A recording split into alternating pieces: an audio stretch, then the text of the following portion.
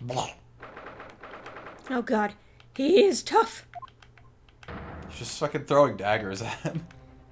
Oh my god! It's the guy from before! Oh my! The gentleman is deceased without question. Wait, is this his lodgings? Oh yeah, I guess the window. Locum student Mr. Naruto Esquire. Mr. Natsume. Oh, why is this happening? Why to me? I've only just got out of court yesterday. I was finally home after 2 days of misery. Then I wake up the next day to this. No early bird catch a worm like this. Woeful worm without wiggle. I see you're in high spirits again this morning, Mr. Mustache. Ah, not you! Not the terrible airlock Sholmes. Shoo! Shove off! Show yourself the door! I never invited you! Mr. Sholmes came here with us. I'm quite sure he'll be able to help you, Mr. Natsume. I don't want his help! I'm entirely at your disposal, Mr. Mustache. What can I do for you? Leave! Leave! Oh god, I have to remember what Gregson's voice was. I think he was like constantly munching on stuff. Yeah, he's munching on the fries. And so his voice kind of sounded like kind of gruff, like I was something caught in the back of my throat the whole time. Mm-hmm. Here they are, already, the busybodies. Ah, Inspector Gregson, what a pleasant surprise. It's almost been a whole year since we recorded this game, I think, because I think we recorded our last episode in October, maybe November. Yep. Yeah. Because then we switched over to Call of Cthulhu after that. Yeah, that's right. Yeah, so it was in October. God, so it's nearly been a year since we played the first game. Just a weird coincidence that we're starting at about the same time that... oh god. We finished that first game quickly now that I think about it then, because we started in July when the game came out, and then finished in October. That's like 3 months to get through that whole game. It feels a lot longer than that. Pleasant, is it? Gives me heartburn every time I see your face at a crime scene, Sholmes. I'm not getting his voice. Oh well. I deduce, Inspector, that your heartburn is a result of your excessive consumption of fried food. Good morning, Inspector. This is a crime scene. Don't you go touching anything. Well, good morning to you too, Sunshine. Please tell me that killed it. Alright. Now, if we cross our eyes... I said hands off. You're gonna mess up my crime scene. Oh, no, I just wanted to look, that's all. No chance. I know you're kind. You'll mess it up just by looking at it. Someone's in a bad mood. Oh, thank God. There's certainly some bad air in here, isn't there? Ah ha ha! Get it? It's a joke because there's no windows. Alright, it sounds like I'd better talk to the inspector first to try to curry some favor. But wait, there's a cat! Somewhere, I'm sure. So, Inspector, what was the victim's name? Who was he? I'm not telling you anything. Oh my god!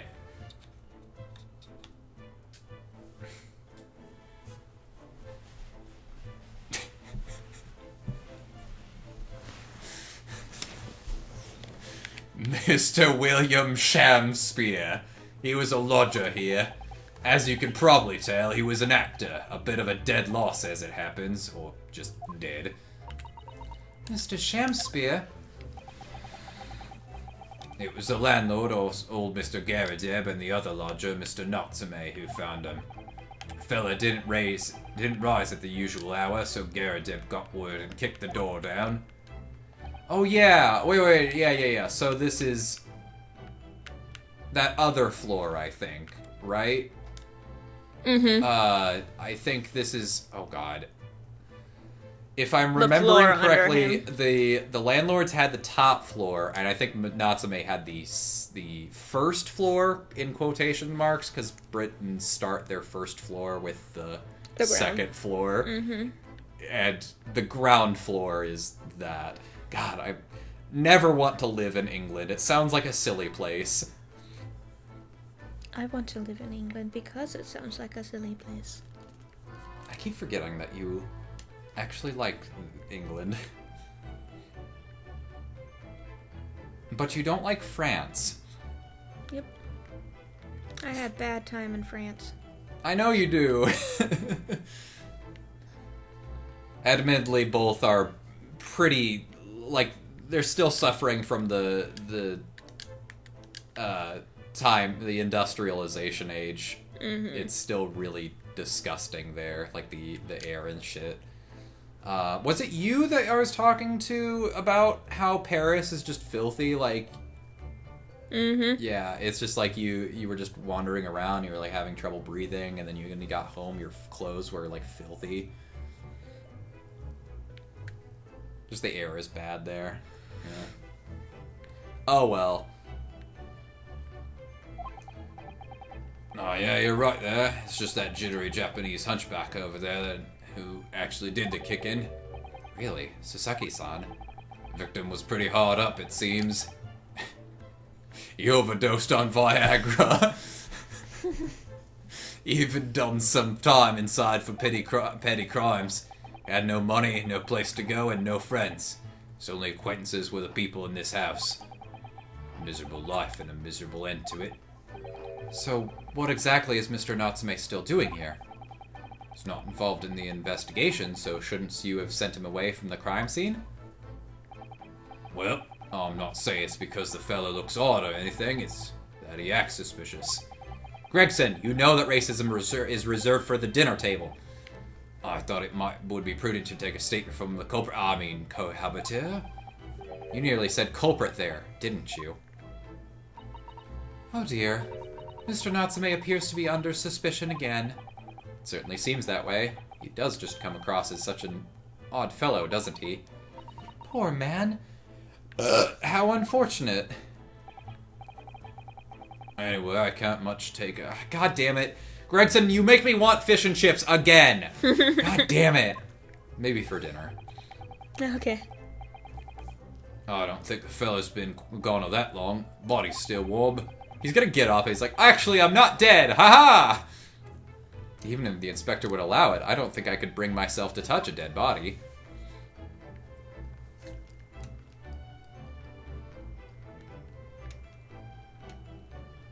Oh, apparently there's nothing new on the body that we need to look at. At all. There's nothing over here either. Jesus. What a terrible thing to have happened. It's only been 3 days since I was arrested for the incident on the pavement outside. And then, having finally regained my freedom, it starts happening all over again. Endless existence of excruciating experiences. Every writer friend I have. So the victim lived here on the ground floor, and your room is just one story. God damn it, fucking British! Story with an E. That's right, in a way we were neighbors, I suppose. So did you know the victim? Were you friends?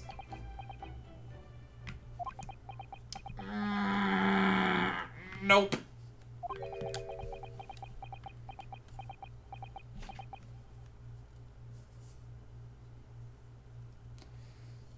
I've actually lived with, like, housemates or building mates, I guess you could say, a lot, and aside from my family, you, and the house we were in, I can't say I've generally gotten to know people that I've lived with all that much.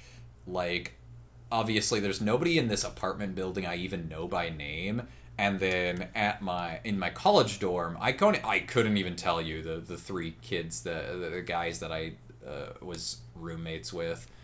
I think one's name was Patrick. Yeah, Patrick. I remember Patrick. Yeah, Patrick, I think, was the one that was right next to me. He had his loud as shit music. There was the really friendly one and the one I never saw. And the really friendly one was like, he was tan. He was brown skinned. I guess is the best way I could put that. But I don't know what ethnicity it was. And he was also, I I don't know for sure if he was gay, but he talked in the very flamboyant way, you know? Mm-hmm. He was very friendly and he was a very nice person, but it's also like, I can't deal with that 24/7, you know? So I just did not get along with him very well. But other than that, I really, I didn't keep in touch with him. I didn't really try to make friends with him, and I just think that, like, when people are forced to be together, sometimes you make something out of it, sometimes you don't, and I'm definitely the second type of person. Although, which isn't definitely weird, because I think that more people should appreciate, like, oh god, what's it called? Group living? Communal living. Communal living, yeah, because we definitely need to be, like communal living needs to be more the standard, because, like, fucking suburbs suck ass. Just take up so much space for living, and it kind of makes you rely on cars to get around. It's really bad. One of the big reasons why I don't think we have much public transportation in Omaha, because there's just so much. It's so much of it is suburbs. Mm-hmm. What's the matter with Soseki-san now? It was an innocent enough question, wasn't it? Why does he seem so shaken up by it? Yeah, that's my biggest problem, is I want to live in a big city, but I also don't want to live in communal living, because, like, it's not the greatest, but it's also, like, your only option if you live in those cities. Well, I suppose he wasn't a complete stranger. They were fucking. They were fucking. Did he ever invite me to his room? Never. On my honor, with you, I swear it. What an extreme reaction. You're probably wishing you'd never asked now, aren't you, Mr. Naruto? When we found him here, I felt wretched, which is why I sent word asking you to come. Through that inspector over there. Oh, God. What you doing there? Posing on the stage? In my crime scene? More likely than you think. Mr. Sholmes, what are you doing? Ha! You need only observe to know, my dear fellow. Investigating, naturally. Getting in the mindset of the victim. There's nothing natural about that pose. Hogwash! Mr. Sholmes, have you made some miraculous discovery? Patience, my dear madam. Patience. We've not been here in this room 5 minutes. I think it's been more than 5 minutes. So far, all I've managed to deduce is what actually happened. Oh my goodness! But isn't that everything we need to know, Mr. Sholmes? Now that you propose the idea, I believe one could indeed see it that way. At the present time, I've managed to draw 2 incontrovertible conclusions. The first, that there was a physical struggle here last night in which the victim fought for his life. I hiccuped right there. It sounded like a fucking cutout. Mr. Natsume, what's wrong? Is something that Mr. Sholmes said significant somehow? No, don't mind me. Forget I was here. Act natural, Soseki-san. And my second conclusion is that there was a poison lingering in the air here last night that may have passed the victim's lips. Oh, don't mind that. That's just the British air. Nonsense! Alright, Mr. Natsume, why are you reacting so extremely to Mr. Sholmes' deductions? No, please, pretend I'm not here. Invisible, ineffable, inscrutable, insignificant. Impossible to ignore, you forgot to mention. You must tell us everything, Mr. Sholmes. Spare no detail. I've been fucking waiting for this part. I'm so excited. But of course, let the theatrical tragedy before us be unraveled by my great deductions presented for your pleasure in 2 acts. We've heard some truly astonishing great deductions from Mr. Sholmes in the past. No doubt this will be no exception. This actually was one of my favorite parts of the first game because, like, the investigation segments for the Ace Attorney games are always kind of the slowest parts of the game.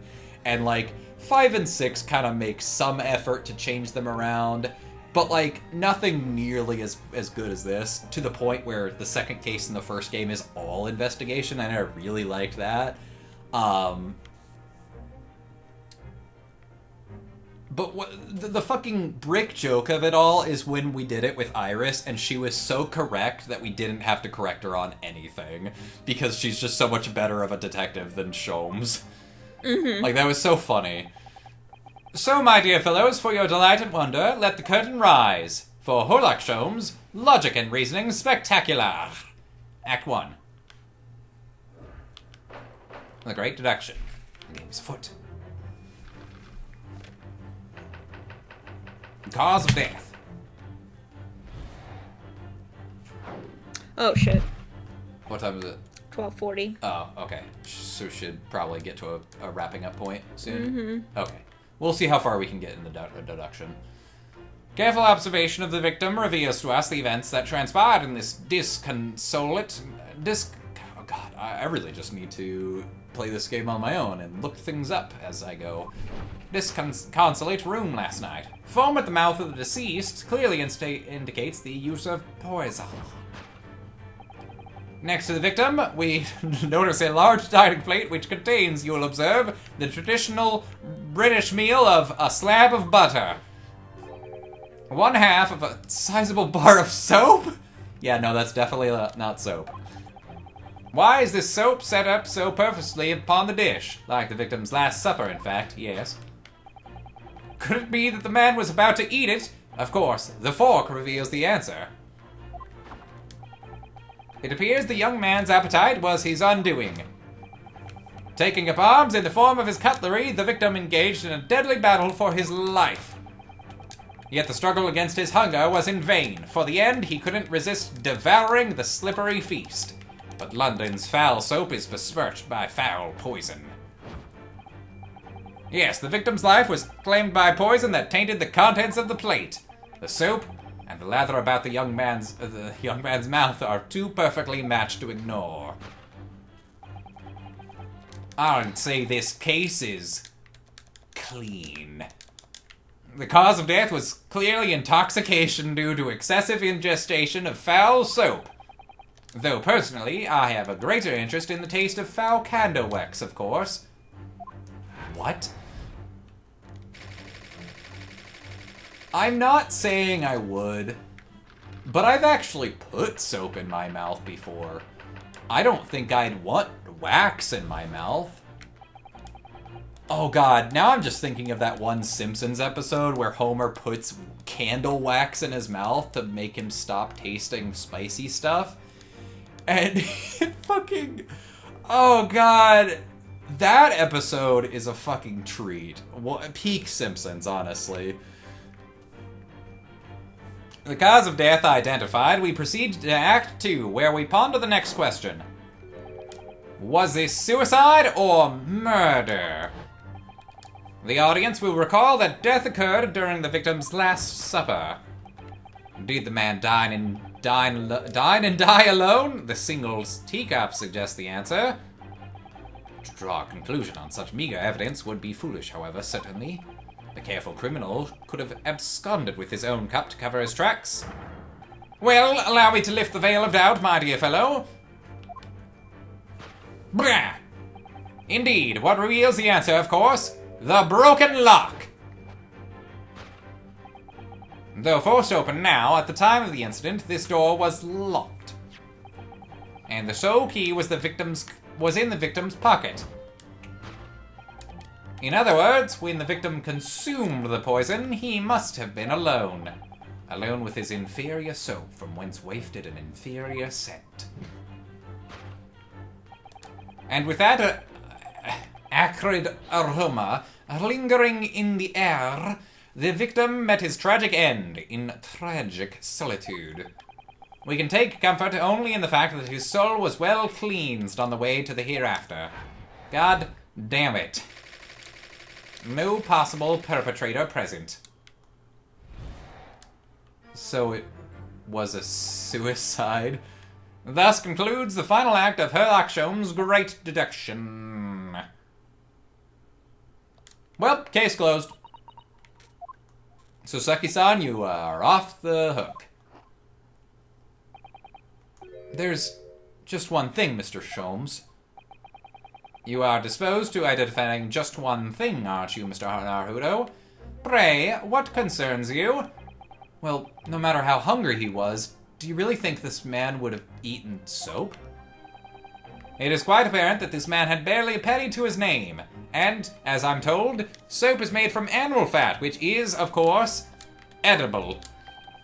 It is a curious thing, but to one so destitute, soap can suddenly appear quite irresistibly appetizing. How extraordinary. In truth, I have tried a little soap myself in the past. You've eaten it, you mean? My dear fellow, it was some time ago now. My postulation was that it would cleanse my gut. You're thinking of prunes. As I writhed in agony on the floor and spilled the contents of my stomach, yes, I believe it did. The experience taught me a valuable lesson. Soap is quite poisonous.